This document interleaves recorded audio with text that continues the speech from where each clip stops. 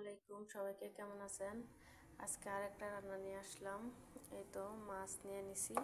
এই মাছের পেটিগুলো ভর্তা করবেন। পেঁয়াজ, কাঁচামরিচ, রসুন,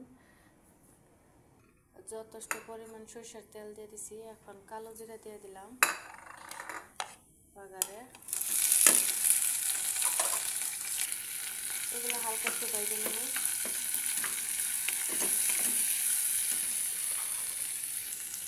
মাছও দিয়ে দিলাম, সাথে একটা ম্যাগি মশলা, একটু হলুদ, জিরা, লবণ। আমি মাছে কোনো পানি দেব না, এমনি সিদ্ধ হবো। পানি দিলে পাঞ্চা পাঞ্চা লাগে, এই জন্য কোনো পানি দিয়ে ইয়ে করবো না, হালকা জালে সিদ্ধ হবো। এই তো আমার মাছের অবস্থা। এখন আবার ওদের জন্য ক্যাপসা রান্না করবো।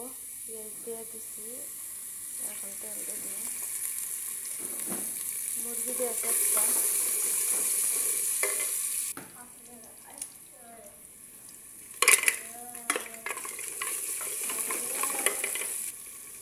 আমি টমেটো মাটন দিয়ে দিচ্ছি, এটা আরেকটু লাগবো। দিলাম সাথে মশলা, হলুদ, লবণ, জিরার গুঁড়া, আদার গুঁড়া সব দিয়ে দিলাম মশলা। কষানো শেষ, মুরগিগুলো দিয়ে দিলাম।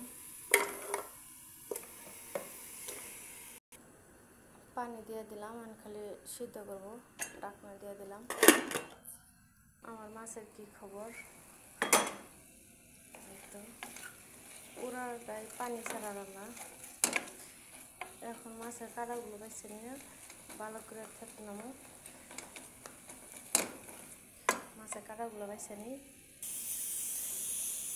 একদম মাছ থেতনানো শেষ। মাছ ভর্তা হয়ে গেছে, আর একটু ভাজা ভাজা হলেই মাছ ভর্তা হয়ে যাবে। আমার মতন এভাবে কে কে করেন এই ভর্তাটা?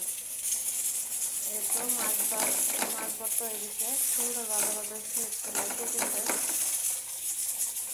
সাথে যে শব্দ, এই যে মুরগির, কেমন হয়েছে মাছ ভর্তাটা অবশ্যই জানাবেন। এই তো মাছ ভর্তা শেষ, আলহামদুলিল্লাহ, পরিবেশন শেষ।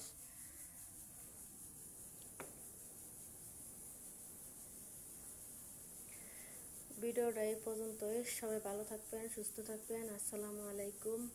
অবশ্যই লাইক, কমেন্ট করতে, শেয়ার করতে ভুলবেন না। সবার জন্য অনেক অনেক ভালোবাসা রইল। সবাইকে নিয়ে সামনে এগিয়ে যাব ইনশাআল্লাহ।